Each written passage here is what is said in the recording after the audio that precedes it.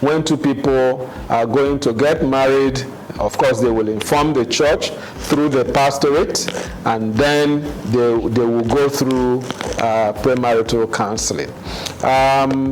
But premarital counseling is not the only thing that they are expected to go through. They are also expected to undertake some medical tests.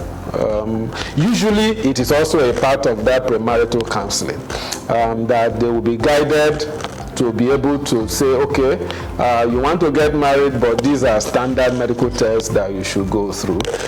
Tests like to find out their genotype, to see whether they are compatible genetically, to test to find out their blood group of the couple, for cases of emergency, and they also do a test on the rhesus factor to find out about their genetic compatibility as well, but then so that when they have a child, it will not be difficult to have another child, because sometimes the incompatibility of the rhesus factor can create a problem after the first child.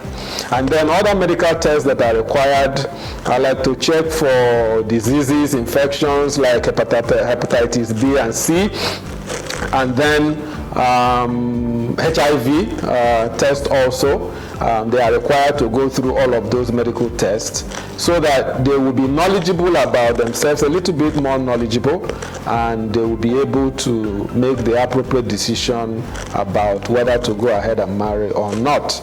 Then apart from the medical tests, in the Baptist Church we also have room for attention to be paid to social and cultural issues. You know that marriage, we can say that marriage is, combines a number of elements. Marriage combines the spiritual, the religious, the legal, the social, the cultural. It's a very, very well nuanced institution that touches all of these different aspects. So in the Baptist Church, there is that room and also a requirement that the people that are going to get married should have fulfilled the social and cultural expectations before they go ahead to get married. And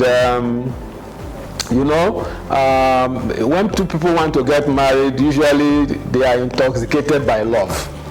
They are intoxicated by love to the degree that they ignore potential problems, red flags that may show up. Love is moving them up and down, and they don't pay attention to some of those issues. But then that is where the premarital counseling comes in, so that they can be helped by a professional, in this case, who is a pastor. All pastors that have been trained have gone through the kind of training that prepares them to play that kind of role, to help couples prepare for marriage.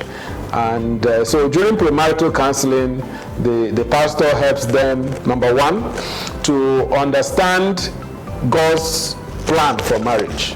That is the number one priority in a premarital counseling. The pastor will lead the couple to come to that divine, to come to accept or understand that divine perspective of marriage. Why did God plan marriage, and how did he intend that it should run, so that they can be helped along that line. Number two, premarital counseling also helps the couple to begin to probe into personal issues that can have bearing on their relationship down the line, like personality issues, personality differences that might impact on the marriage, like cultural issues. For instance, if the couple are from different cultures, and then some other issues are also talked about.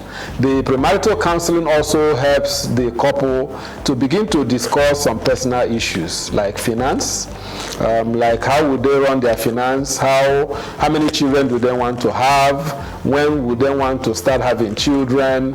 How are they going to prepare for conflict when it comes? How do we resolve conflict? Because in every marriage relationship, there will always be times of misunderstanding. How do we resolve those issues? The bottom line is that in premarital counseling, the couple is helped by the church to come to a better understanding of marriage and to prepare themselves for their marriage relationship.